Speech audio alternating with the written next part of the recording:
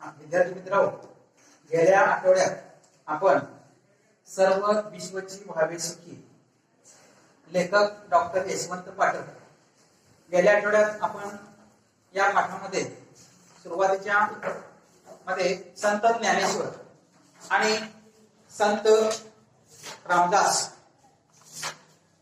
नामदेव संत नामदेव यांची माहिती आज आपण पाहिलेलो आहोत। यामध्ये जर आपण पाहिलो या पाठाला प्रस्तावनेमध्ये जर आपण पाहिलो तर या पाठामध्ये लेखक यशवंत पाठक यांनी सर्व जे संत आहेत त्या संतांनी आपल्या संपूर्ण जगाचं सर्व लोकांचं कल्याण व्हावं ही प्रार्थना परमेश्वराजवळ त्यांनी केलेली आहे। मग तसं पाहायला गेलो तर आपण 12व्या शतकापासून म्हणजेच श्री चक्रधर स्वामी यांच्यापासून तर आधुनिक संत गाडगे बाबा इथपर्यंत जर आपण पाहिलो तर या सर्व संतांनी आपल्या जे सामान्य लोक आहेत, सामान्य जनता आहे, या सामान्य जनतेचं कल्याण व्हावं, सुखी कशा पद्धतीनं राहता येईल या सर्व संतांनी परमेश्वराजवळ प्रार्थना केलेली आहे। यामध्ये एक महत्वाचा शब्द आलेला आहे। पान नंबर 82 वर जर तुम्ही पाहिला तर यामध्ये मी आणि आम्ही हा शब्द आलेला आहे। आता मी जर म्हटलो तर काय होणार आहे? स्वार्थपणा दिसून येतो, आणि आम्ही म्हटलं तर काय होणार आहे? आपण सगळेजण। मग आपण काय करायला पाहिजे? सर्वजण मिळून। म्हणून त्या ठिकाणी एक शब्द त्यांनी वापरलाय, अवघे विश्वची माझे घर आणि वसुंधैव कुटुंबकम। वसुंधैव कुटुंबकम याचा अर्थ काय?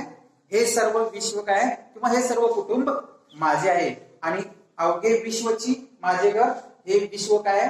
माझं घर आहे। म्हणजे मी आणि आम्ही यामध्ये आम्ही जो आहे शब्द आलेला आहे तो आम्ही, आपण सर्वजण मिळून मिसळून काम करणं गरजेचं आहे। त्यानंतर जर आपण पाहिलो चक्रधर स्वामींच्या नंतर 13व्या शतकात संत ज्ञानेश्वरांचं आगमन झालेलं आहे। संत ज्ञानेश्वरांनी काय केलेलं आहे तर ज्या वेळेला पसायदान लिहित होते आणि पसायदान पूर्णत्वाकडे चाललेलं होतं त्यावेळेला संत निवृत्तीनाथ म्हणाले की तुम्ही हा संपूर्ण पसायदान ग्रंथ तुम्ही लिहित आहात, मग तुम्ही एक या ठिकाणी काम करायला पाहिजे की आपल्या सर्व लोकांच्यासाठी एक प्रार्थना म्हणाला। आता पसायदान याचा अर्थ काय? विश्वाचं कल्याण होण्यासाठी केलेली परमेश्वराकडे प्रार्थना म्हणजे पसायदान। तसं या ठिकाणी निवृत्तीनाथांनी ज्ञानेश्वरांच्याकडे विनवणी केली की तुम्ही सगळं पसायदान लिहिलं आहे, एक तुम्ही शेवटी पसायदान म्हणजे प्रार्थना जी आहे ती प्रार्थना तुम्ही लिहा।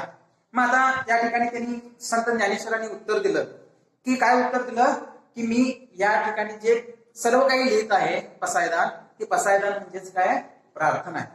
म्हणजे आता या ठिकाणी फक्त तुम्ही काय करा की संपूर्ण लोकांचं या ठिकाणी संपूर्ण मानवांचं कल्याण कसं होईल हे परमेश्वराकडे तुम्ही मागणं मागा, असं त्या ठिकाणी मागणं त्यांनी या पसायदानामध्ये मागितलं आहे। मग त्यांनी 4 ओळी सुद्धा म्हटलेले बघा, जो कळांची व्यंकटी सांडो तया सत्कर्मी रती वाढो, भूताम परस्परे पडो मैत्र जीवांचे, दुरितांचे तिमिर जाओ, विश्व स्वधर्म सूर्य पाहो, जो जे वांछील तो ते लाहो, प्राणी जा। म्हणजे थोडक्यात यामध्ये काय सांगितलं आहे बघा, पूर्ण काय आपण मागच्या तासाला बघितलेलंच आहे। यामध्ये मनुष्य जो आहे तो चांगल्या मार्गाने जावा आणि त्याच्या मनामध्ये जे जे काही इच्छा आहे त्या सर्व पूर्णत्वास व्हावं, आणि आपण सर्वजण मिळून एक चांगलं काम करण्याचा प्रयत्न करूया। जो जे वांछील, ज्याला जे वाटेल, ज्याला काय काय हवं आहे ते संपूर्ण मिळून दे, त्याचं सर्व इच्छा पूर्ण होऊन दे, आणि संपूर्ण या जगातून दुष्कर्माचा नाश होऊन चांगल्या कर्माचा उदय होऊन दे। म्हणजे अंधारातून तेजाकडे म्हणजे अंधारातून प्रकाशाकडे आपण जाण्याचा प्रयत्न करूया, असं संत या ठिकाणी ज्ञानेश्वरांनी सांगितलंय। त्यानंतर आपण संत नामदेवांनी सुद्धा सांगितलंय अहंकाराचा त्यांनी उल्लेख केलाय। मनाला कधीही अहंकाराचं तुम्ही स्पर्श सुद्धा करून घेऊ नका, कारण अहंकार एकदा मनाला लागला की तुम्ही जेवढ्या गतीनं पुढे जात असाल तेवढं तुमची अधोगती झाल्याशिवाय राहणार नाही, हे या ठिकाणी सांगितलेलं आहे। म्हणून कधीही मनाला तुम्ही अहंकार स्पर्श करून घेऊ नका। अहंकाराचा वारा न लागो राजसा, माझ्या विष्णुदासा भाविकांसी। म्हणजे परमेश्वराकडे त्यांनी प्रार्थना केलेली आहे की तुम्ही कोणालाही, परमेश्वर या सर्व मानवाला, मानव जातीला कोणत्याही प्रकारचं अहंकाराची भावना स्पर्श करू नये हे या ठिकाणी सांगितलेलं आहे. हे संपूर्ण आपण गेल्या तासाला या संत ज्ञानेश्वर आणि संत नामदेव यांचं आपण या ठिकाणी पाहिलेलं आहे. दोन संतांची माहिती आपण पाहिलेलं आहोत. आता आपण त्याच्या पुढे जाण्याचा प्रयत्न करूया. त्यानंतर आहे संत एकनाथ. संत एकनाथांची माहिती आपण पाहूया. पान नंबर 83 वरती पहा. संत एकनाथांनी सर्वानुभूती भगवत भावो हाची निज भक्तीचा ठावो. पहा, सर्वानुभूती भगवत भावो हाची निज भक्तीचा ठावो असे म्हटले आहे. याचा अर्थ काय होतो बघा. प्राणी मात्रात मैत्री असली की विश्व आनंदाने राहू शकते. मैत्री म्हणजे नुसते देणे घेणे नव्हे, तर मानवी सुख दुःखाशी सहृदय मनाने समरस होणे, दुसऱ्याच्या आनंदात आनंद मानणे, दुसऱ्याच्या दुःखात त्याला आधार देणे हा आपला आणि तो परका असे मनात कधीही न आणणे. असे झाले तरच जीवाचे मैत्र होते. संत एकनाथ सर्वानुभूती भगवत भाव असे म्हणतात, तर संत ज्ञानेश्वर यासाठी भूताम परस्परे पडो मैत्र जीवांचे असे म्हणतात. आता या ठिकाणी संत एकनाथ यांची माहिती या ठिकाणी सांगितलेली आहे. त्यांनी काय सांगत बघा. सर्वानुभूती भगवत भाव. सर्वानुभूती, सर्व आपल्याला जे शब्द येत नाहीत त्या शब्दाचं काय करायचं आपण कोड करायचं, म्हणजे आपल्याला लगेच लागते. सर्वानुभूती सर्व लोकांच्या मनामध्ये, भगवत म्हणजे मैत्र, मैत्रीचं भाव सर्व लोकांच्या मध्ये येण्याचा आपण प्रयत्न करूया. आणि हे आपण जर ठरवलं की संपूर्ण विश्वामध्ये जे प्राणी जात म्हणजे प्राणी किंवा मानव जात आहे त्यांनी कशा पद्धतीने राहणं गरजेचं आहे, कशा पद्धतीने राहणं गरजेचं आहे, तर मैत्रीत्वाच्या नात्यानं आपण सगळेजण एकत्र राहायला पाहिजे. म्हणून या ठिकाणी शब्द आले बघा. वाक्यप्रचार आहे समरस होणे. वाक्यप्रचार घेऊन घ्या. म्हणजे काय, एकरूप होणे, समरस होणे, एकरूप होणे. एकरूप म्हणजे एकत्रितपणे वाक्यप्रचार आहे. म्हणून आपण मैत्री नुसता नावापुरतं ठेवायचं नाही, तर या ठिकाणी काय दोन गोष्टी महत्वाच्या सांगितलेल्या आहेत पहा. मैत्री म्हणजे आपण सुख आणि दुःख या दोन्ही गोष्टीमध्ये सुद्धा आपण एकरूप व्हायला पाहिजे. आता सगळेजण सुख म्हटलं की त्याच्या बरोबर येतातच आणि दुःख म्हटलं की सगळे लांब जायला बघतात, बरोबर आहे की. दुःख आपल्याला नको वाटतं कुणाला, आणि सुख जर आपण घेतलो तर ते सुख टिकवण्याचं काम आपण करायला पाहिजे. सुख मिळवलं, आपल्याला मिळालं म्हणून का आपण त्याचं अति उत्साहित व्हायचं नाही, तर ते टिकवणं सुद्धा महत्वाचं आहे सुख. कारण प्रत्येक वेळा माहिती आहे की निसर्गाचं चक्रच आहे, चांगलं वाईट, सुख दुःख, उन्हाळा पावसाळा, ऊन म्हटलं की दुःख, सावली म्हटलं की सुख. तसं या ठिकाणी मैत्रित्वाच्या नात्यानं सर्व मानवजात आहे ती मानवजात कशी राहायला पाहिजे, एकरूप राहायला पाहिजे. आपण राहतो का बघा. पहा, आपण प्रत्यक्ष सुद्धा पाहत असतो किती स्वार्थपणा या ठिकाणी आपल्याला पाहायला मिळतो. आणि सुरुवातीला ज्ञानेश्वरांनी सांगितलेलं आहे मी आणि आम्ही. प्रत्येक जण आपण ज्यावेळी बोलत असताना मी मी मीपणा दिसतो बघा. आम्ही म्हणतो का बघा, आम्ही म्हणतच नाही, मीच म्हणतो आपण. त्यामुळे स्वार्थ त्या ठिकाणी दिसतो. म्हणून मित्रत्वाच्या नात्यामध्ये आपलं ज्यावेळी काम असेल त्यावेळी काय करतो आपण, तेवढं दुसऱ्याचा आधार घेतो. आणि त्याचं जर काम असेल तर आपण मदत करायला जातो का बघा. काही वेळेला आपण जातो ठीक आहे, तर काही वेळेला काय होतं, नको बाबा माझं झालंय आता, ते काय अडचण आलं तर माझ्यावर नाव आलं तर काय करायचं, असं सुद्धा होतं. आताच्या या काळामध्ये आपण जर पाहिलो, कोरोनाच्या काळामध्ये किती आपण दुःख वेदना त्रास सहन केलेला आहे. पै पाहुणे नातलं किती आपण सगळं हे जे संबंध आहेत दुरावले गेलेले आहेत, तुटलेले नाहीत, दुरावले गेलेले आहेत. या काळामध्ये आपल्याला सगळेजण आधार देणं गरजेचं असतं. आणि आधारच जर मिळाला नसेल तर काय होणार आहे, तर त्याचं काय होईल भविष्यात ते सांगता येऊ शकत नाही. म्हणून या ठिकाणी काय करायला पाहिजे, आपण मित्राला सुख दुःखाच्या मध्ये सुद्धा आपण त्याला सांभाळून घेणं गरजेचं आहे. सुख तर मिळत आहे, दुःखाला त्याला काहीतरी दुःख असेल त्याला आधार द्यायला पाहिजे. म्हणून त्याला समजावून सांगायला पाहिजे. जर तो झोपला असेल तर त्याला उठवायला पाहिजे, उठलेला असेल म्हणजे जागा असेल तर त्याला पुढे पुढे जाण्यासाठी आपण प्रयत्न करणं गरजेचं आहे. आणि आपण सगळेजण मिळून जर एक केलो तर ह्या विश्वाचं कल्याण या ठिकाणी होणार आहे. म्हणजे या 13व्या 14व्या शतकात लिहिलेलं हे 21वं शतक आहे. पहा, त्या काळात लिहिलेलं किती शतक होऊन गेले आणि ती कितपत आज तागायत आपल्याला लागू पडतं हे महत्वाचं. म्हणून आपण ज्या ज्या लोकांनी सांगितलेलं आहे त्या गोष्टींचा आपण जर आधार घेऊन काम करत गेलो तर निश्चितच तुमची प्रगती होणार आहे. हे कधी होणार आहे? आपण सगळेजण समरस होऊन या ठिकाणी काम केलो तर. म्हणून हे सगळं विश्व आहे, या संपूर्ण विश्वामध्ये आपण मानव जात म्हणून मानव जातीनं काय करायला पाहिजे? सगळ्यांनी मिळून मिसळून काम करणं गरजेचं आहे.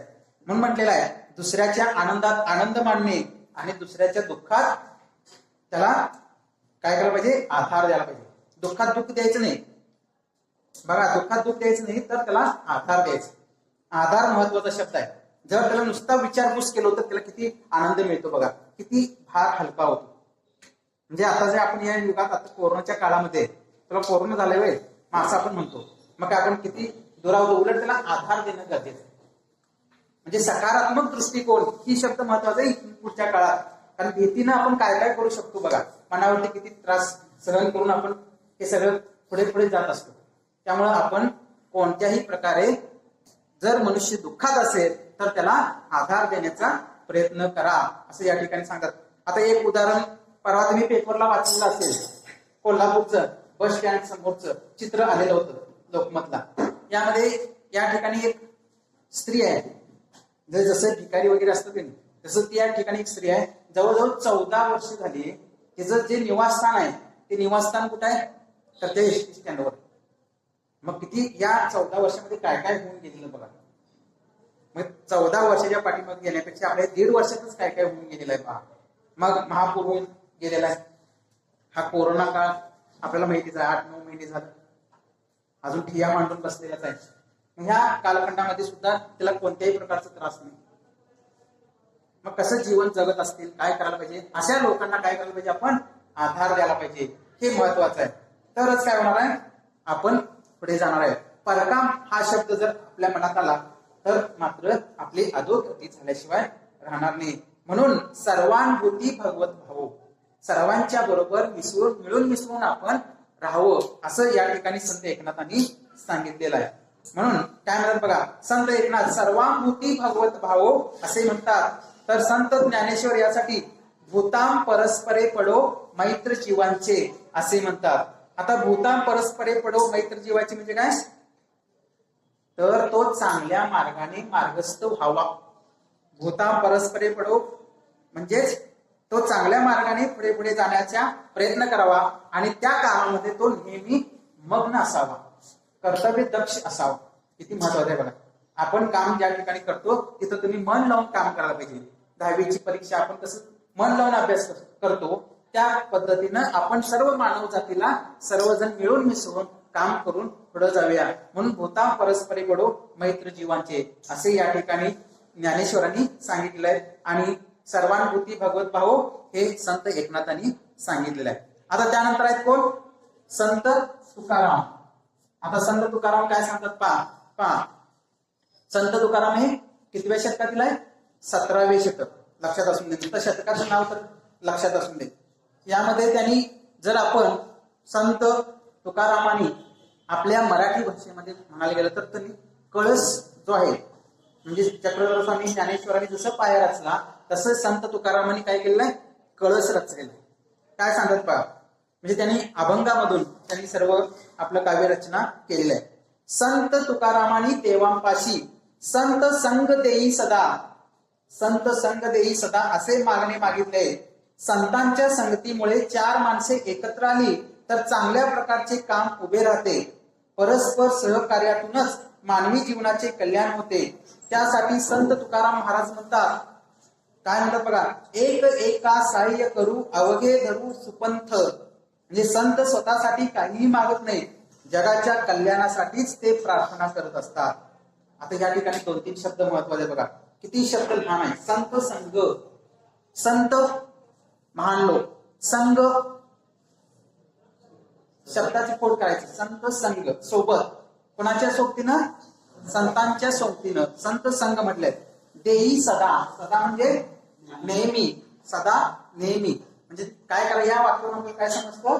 नेहमी आपण चांगल्या माणसांच्या सहवासात राहण्याचा प्रयत्न करूया. 4 माणसांच्या संगतीत चांगल्या लोकांच्या सहवासात गेला तर तुम्ही चांगलंच घडणार. पूर्वीपासून सांगताय काय. आणि जर तुम्ही वाईट लोकांच्या संगतीत घुसला की तुमचं वाईटच होणार. जोडणे काय अवघड आहे, तोडणे सोपं आहे. तोडणे सोपे, जोडणे अवघड.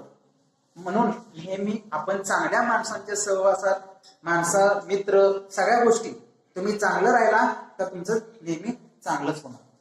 हे विधिलिखित लिहिलेलं आहे.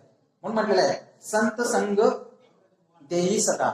संतांच्या सहवासात तुम्ही राहा कायमस्वरूपी, किंवा तुम्हाला ज्या ज्यावेळी आवश्यक वाटत असेल त्यावेळी तुम्ही जर गेला तर तुमचे मन परिवर्तन झाल्याशिवाय राहणार नाही. अनेक वेळेला आपण या 7-8 महिन्याच्या काळात टीव्हीवरती जर आपण पाहिलं असेल, किती लोक अभंग असून देत, अनेक वेळेला जे ऑनलाईन कार्यक्रम झालेले आहेत त्यावेळी तर चांगले लोक जे येऊन गेले आहेत ते चांगलं सांगण्याचा प्रयत्न केला. म्हणून नेहमी आपण चांगल्या लोकांच्या सहवासात राहा असं या ठिकाणी संत तुकारामांनी सांगितलेलं आहे.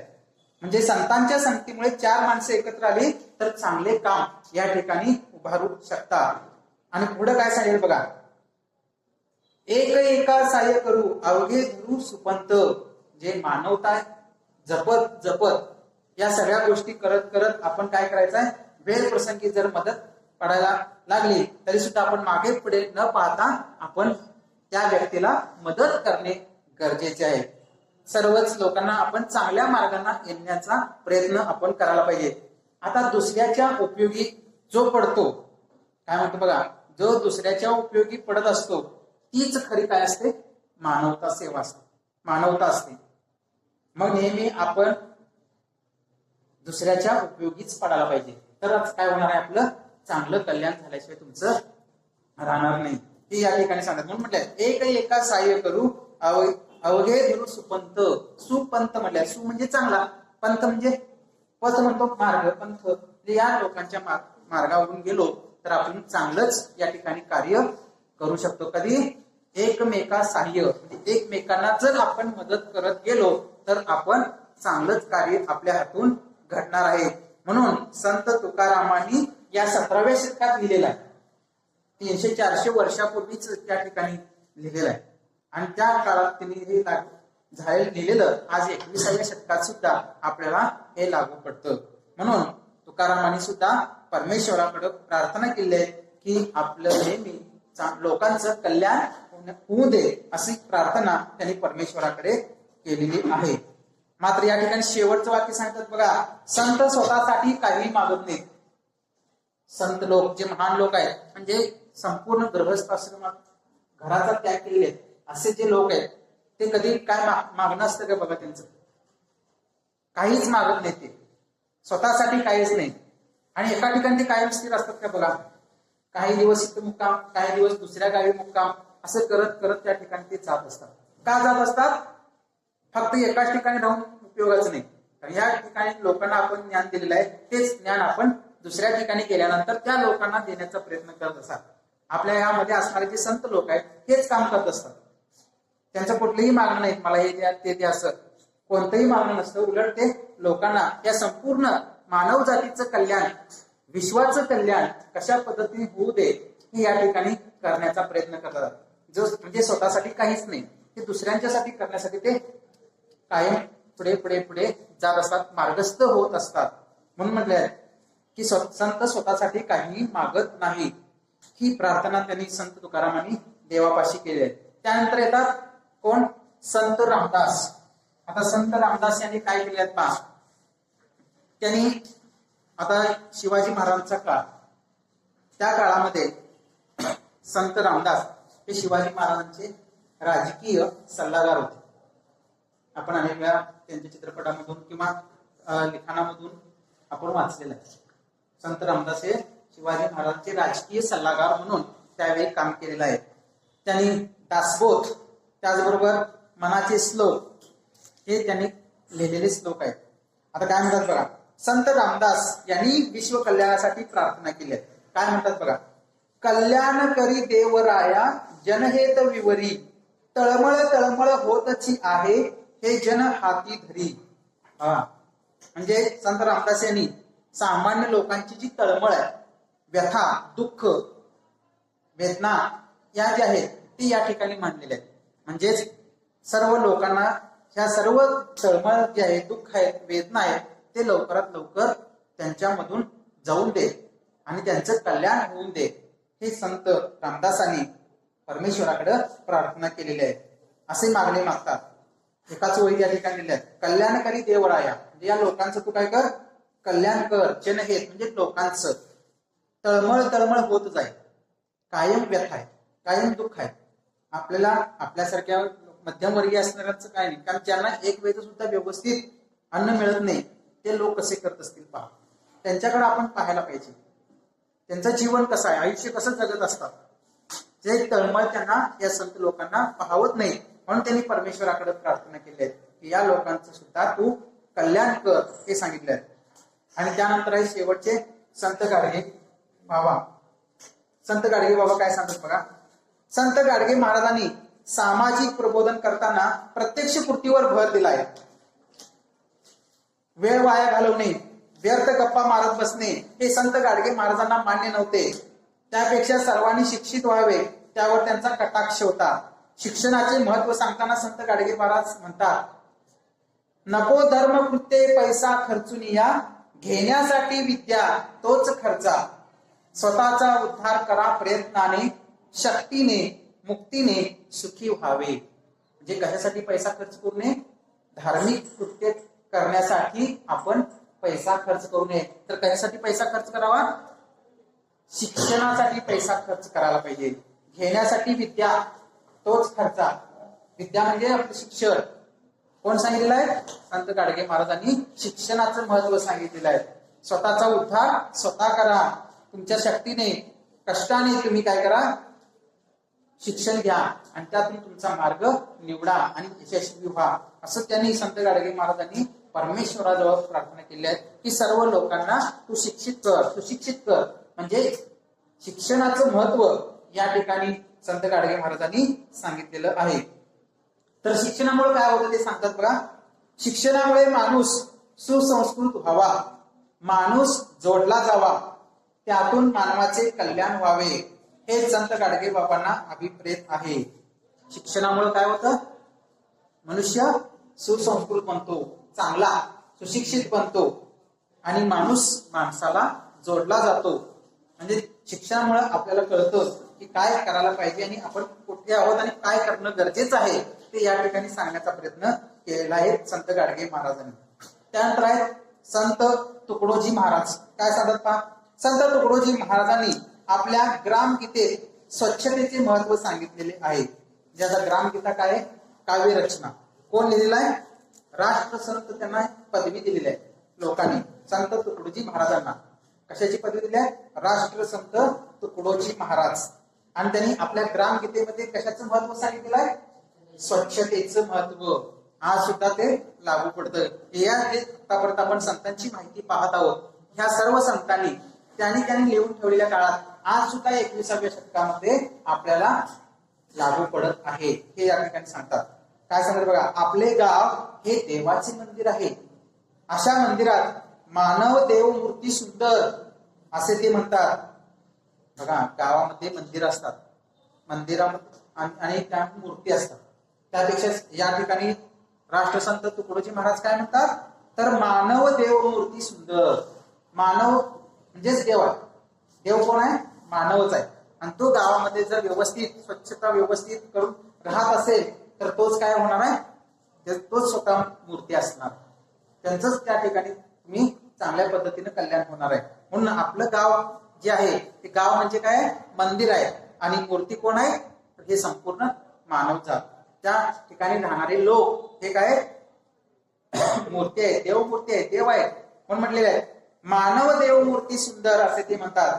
समभावाने सेवा केली पाहिजे, अज्ञान नाहीसे व्हावे, यासाठी ज्ञान विज्ञानाची कास धरावी. सर्वांनी ग्रंथ वाचावे, सत्य बोलावे, असे तुकडोजी महाराज म्हणतात. संत तुकडोजी महाराज अशी प्रार्थना करतात की काय सांगतात बघा. कास धरणे, वाक्यप्रचार आहे, सोबत असणे. कास धरणे, सोबत असणे. म्हणून या ठिकाणी सर्व माणसांनी समान काम करणं गरजेचं आहे. अज्ञान नाहीच व्हायला पाहिजे.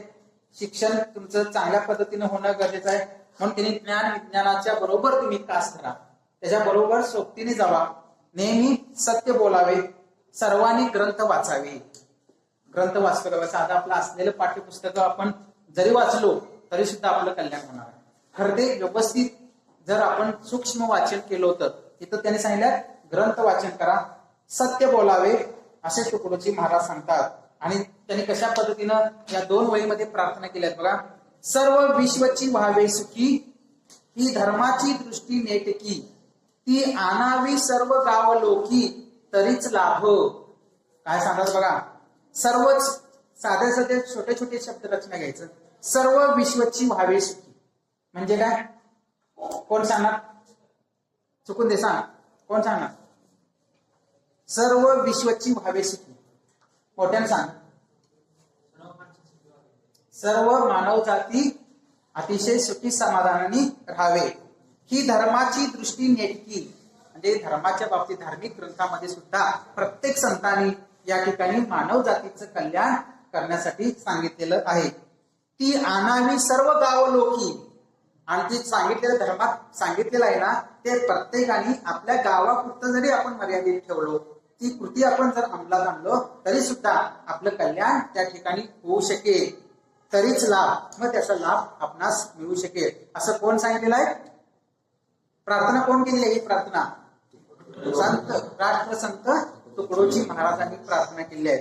सर्व विश्वच काय आहे, माझं कुटुंब आहे आणि सर्वजण या ठिकाणी सुखी व्हावं अशी प्रार्थना त्यांनी केलेली आहे. आणि जे जे काही सांगितले आहे ती कृती प्रत्यक्ष आपल्या गावापुरतं आणण्याचा प्रयत्न आपण केलो तरी सुद्धा त्याचा लाभ या लोकांना मिळणार आहे. म्हणजे पुढे काय सांगत पहा, सर्व संतांनी मागितलेले मागणे म्हणजे मानवाच्या कल्याणासाठी आणि प्रगतीसाठी केलेली चिरंजीव प्रार्थना आहे.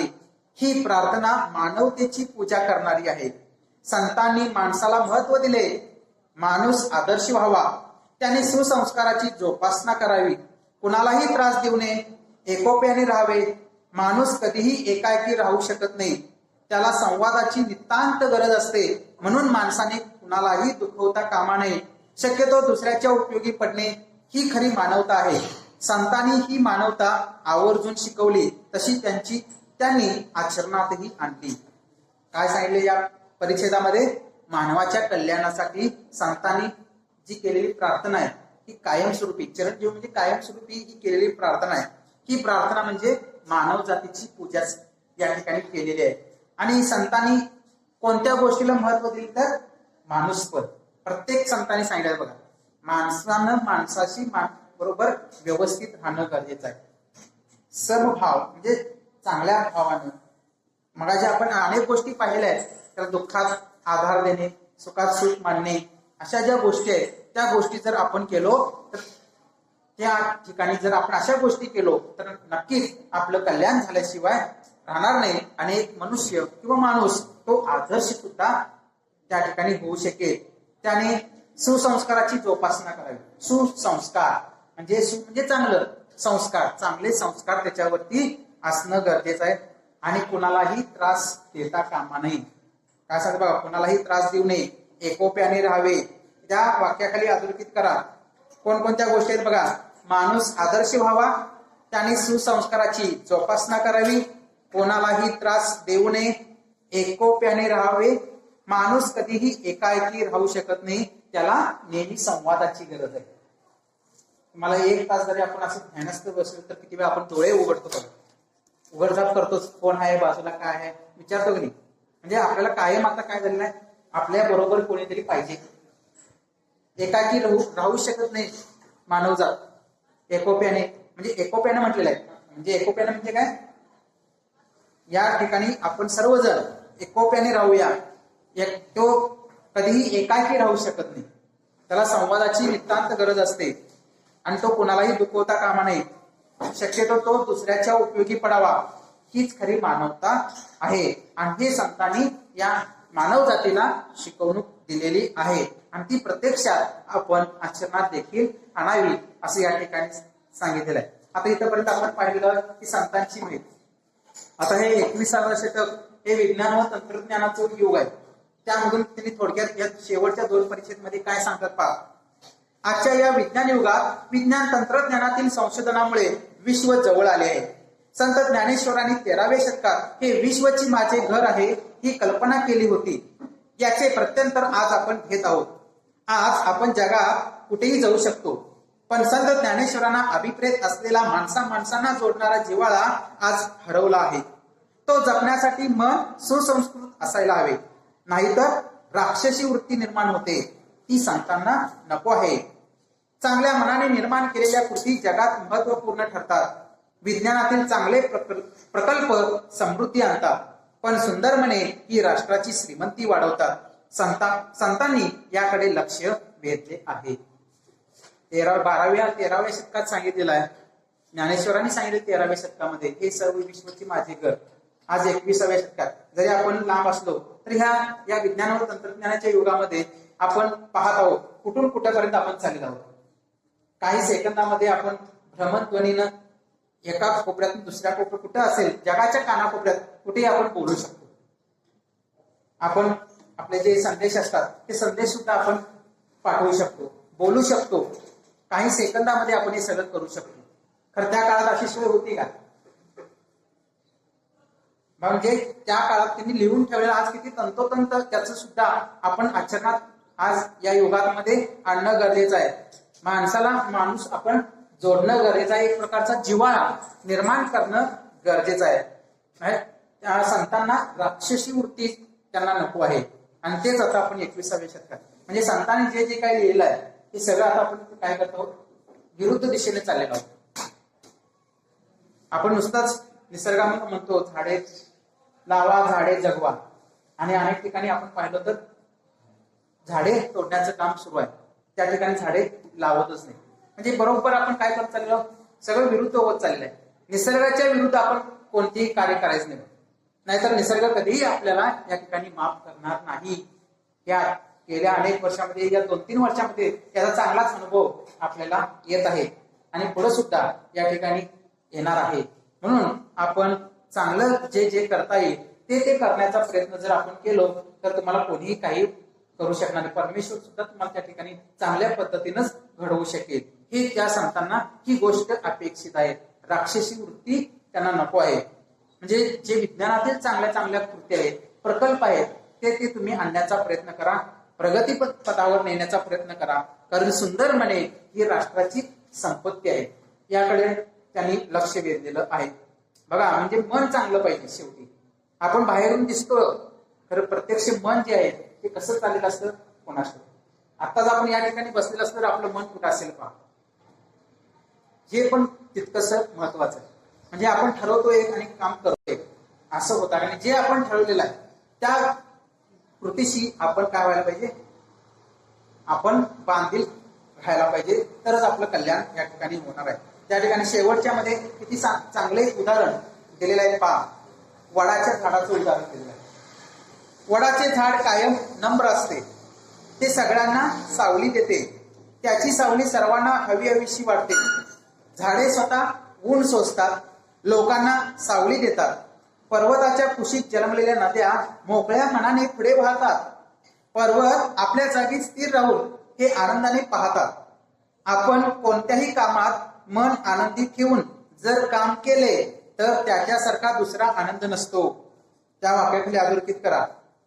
कोणतं वाक्य बघा, आपण कोणत्याही कामात मन आनंदी ठेवून जर काम केले तर त्याच्यासारखा दुसरा आनंद नसतो. हे जगण्याचे खरे सूत्र आहे. काय सांगितलं आहे, स्वतः चांगले जगावे आणि स्वार्थापलीकडे जाऊन दुसऱ्याचाही विचार करावा. असे झाले तरच सुंदर समाज निर्माण होईल, सुखी होईल. हेच सर्व संतांच्या प्रार्थना करण्यामागील मर्म आहे. मर्म म्हणजे अर्थ. किती वाक्य महत्वाचं आहे बघा. कोणत्या गोष्टीचा उल्लेख या ठिकाणी दिलेला आहे, वडाचं झाडाचं उदाहरण दिलेलं आहे. वडाचं झाड आपण पाहिलेलंच आहोत. त्या ठिकाणी ते सगळ्यांना किती दाट सावली देते बघा म्हटलेलं आहे. ते बहारदार असतं, ते बहरलेलं असतं पूर्ण वडाचं झाड. आणि ते झाड जर आपण पाहिलं त्याच्या उन्हाळ्याच्या दिवसामध्ये त्याची आठवण आपल्याला नक्कीच येते. जे आपण ज्यावेळी उन्हातून जात असतो आणि आता आपल्याला घामेघूम झालेले आहेत, आता सावलीचा आधार घ्यायला पाहिजे. जर वडाचं झाड असेल तर त्या ठिकाणी ते वडाचं झाड त्या ठिकाणी गेल्यानंतर किती आपल्याला गार वाटतं. काय वडाचं झाड म्हणतं काय की फक्त माझ्या ह्या झाडाखाली श्रीमंत लोकच यायला पाहिजे, गरीब लोक यायचे नाही, असं वडाचं झाड कधी म्हणतं काय? हे किती नम्र या ठिकाणी राहून हे काम ही झाडं करत असतात ते सांगले आहेत. म्हणजे ही सावली जी आहे ती जशी आपल्याला हवीशी वाटते तसं माणसांचा जिव्हाळा सुद्धा आपल्याला काय व्हायला पाहिजे, या वडाच्या सावलीसारखं आपण त्याचा जिव्हाळा निर्माण करणं गरजेचं आहे. म्हणून ही सगळं झाडं दुःख सोसतात. आता दुःख म्हणजे काय, ऊन सोसतात आणि आपल्याला सुख देतात, म्हणजे सावली देण्याचा प्रयत्न करत असतात. आणि पर्वताचं काय सांगतात बघा, त्या ठिकाणी अनेक नद्यांचा उगम या पर्वतामधून होत असतो. किती पाणी शुद्ध निर्मळ असतं. खरं ते त्यांना पर्वतानं सुद्धा वाटत असेल ना, त्यांना कशाला आता पुढे सोडायचं, एवढं शुद्ध पाणी आहे. खरं ते म्हणतं का कधी असं? नाही म्हणत. उलट पुढं या ठिकाणी ते जात असतं. का? आपल्या या ठिकाणी असणारे जे लोक आहेत त्या लोकांना, आजूबाजू असणाऱ्या शेतींना पाणी देण्याचं काम यामधून होत असतं. म्हणजे चांगलं काम या ठिकाणी घडत असतं हे या ठिकाणी सांगितलं आहे. म्हणजे पर्वत आपल्या जागी स्थिर राहून त्यातून जे काही नद्यांचा उगम झालेला आहे त्यातील जे पाणी आहे ते पुढं जात असतं. म्हणजे आपल्या जागी स्थिर राहून दुसऱ्यांना त्या ठिकाणी सुद्धा स्थिर राहण्याचा प्रयत्न करत असतं. म्हणून आपण कोणतंही काम करत असताना जर तुम्ही मन लावून काम केला तर तुम्ही जीवनात यशस्वी होणार. म्हणजे काम करत असताना दुसरे विचार मनात आले तर काही होणार नाही. जर चांगली गोष्ट आपल्याला घडायची असेल, म्हणजे बाबा आपल्याला शाळा शिकायचं आहे, एक 10 वर्ष जातात शिकायचं आहे तुम्हाला शाळा, तर हे इतकं मन लावून तुम्ही काम करायला पाहिजे की बाकीच्या गोष्टींचा त्याग तुम्ही करणं गरजेचं आहे. म्हणजे पूर्णच नाही, थोडं तुम्ही द्या महत्व. खरं तुम्ही ज्या गोष्टीत पुढे यशस्वी होणार आहात त्या गोष्टीला जर आपण व्यवस्थित मन लावून मन ओतून काम केलो तर काय होणार आहे, आपण व्यवस्थित खेळणार. आता क्रिकेट खेळत असताना सुद्धा आपल्याला त्या ठिकाणी जास्तीत जास्त खेळपट्टीवर राहणं त्या क्रिकेटपटूचं लक्ष असतं. खरं तो जर मन अस्थिर असेल तर काय होणार, कधी तो त्या ठिकाणी आउट झाला हे सुद्धा कळत नाही. जर त्याच वेळेला जर आपण व्यवस्थित राहून कोणता बॉल काय करायला पाहिजे, कसं त्या ठिकाणी बॅटला मारणं गरजेचं आहे हे त्याला कळतं. व्यवस्थित मन एकाग्र करून त्या ठिकाणी जर आपण खेळू लागलो तर तो किती शतक त्या ठिकाणी झाल्याशिवाय त्याचं राहणार नाही. मन एकाग्र पाहिजे. कोणतंही काम आपण करत असताना दुसरा जर विचार मनात आणला तर हे पण जाणार, जे काम करायला ते गोष्ट पण आपल्या हातून साध्य होणार नाही, आणि दुसरं कोणती गोष्ट आपण मनात आणलोय ती सुद्धा गोष्ट साध्य होणार नाही. मनासारखं काही घडत नाही. मनासारखं आपल्याला ज्यावेळी घडायचं असेल त्यावेळी आपण काय करायला पाहिजे, त्या गोष्टीत आनंद घ्यायला पाहिजे. आनंद घेऊन जर आपण काम केलो तर तुमच्या एवढं चांगलं काम कोणी करू शकत. तुम्ही शास्त्रज्ञांची अनेक पुस्तकं वाचले असतात, किती तास त्या ठिकाणी राहून प्रयोग करत असतात. तास मग त्यांना तहान भूक या सगळ्या गोष्टी त्या ठिकाणी विसरतात. 9वीला आपण पाहिलंय ग. दी. माडगूळकरांचं रामायण लिहित असताना शेवटच्या 2 वेळी लिहित असताना रात्रभर त्यांना त्या ठिकाणी बसावं लागलं आणि पहाटेच्या वेळेला त्यांना ते सुचलं आणि झोपायचं ते विसरलं. मग एवढं ते मोठं झालं. म्हणजे चांगलं मोठं काम होण्यासाठी हे सगळं आपल्याला धडपड करणं आवश्यक आहे. मग तेच काय होणार आहे, आपला स्वतःचा आपण जरा विचार करणं गरजेचं आहे. म्हणून आपल्याबरोबर दुसऱ्याचा देखील विचार करावा तरच काय होणार आहे, समाज अतिशय चांगल्या पद्धतीनं आनंदी आणि सुखी होईल. हे सर्व संतांनी यामधून प्रार्थना व्यक्त केलेली आहे. हे सर्व विश्वची व्हावे सुखी. म्हणजे या पाठामधून आपल्याला काय घ्यायचं आहे, संत महात्म्यांनी सांगितलेल्या ज्या गोष्टी आहेत त्या गोष्टी आपण आज 21व्या शतकामध्ये त्याचं आचरण करणं गरजेचं आहे. आणि विश्वाची भावना, विश्वाचं कल्याण कशा पद्धतीने करता येईल हे या पाठामधून सांगण्याचा प्रयत्न लेखक डॉक्टर यशवंत पाठक यांनी अनेक संतांच्या माध्यमातून कीर्तन, अभंग जे संत आहेत त्यांनी सांगितलेले आहेत. म्हणजे संत म्हणजे चक्रधर स्वामी, संत ज्ञानेश्वर आणि राष्ट्रसंत तुकडोजी महाराजांच्या पर्यंत या अनेक संतांनी या विश्व कल्याणासाठी कशा पद्धतीनं परमेश्वराकडे प्रार्थना केलेली आहे ते या पाठामधून सांगण्याचा प्रयत्न केलेला आहे. असं जसं या ठिकाणी संतांनी केलेलं आहे तसं सुद्धा तुमचं सुद्धा चांगलं कल्याण हो अशी प्रार्थना करून मी या ठिकाणी थांबतो.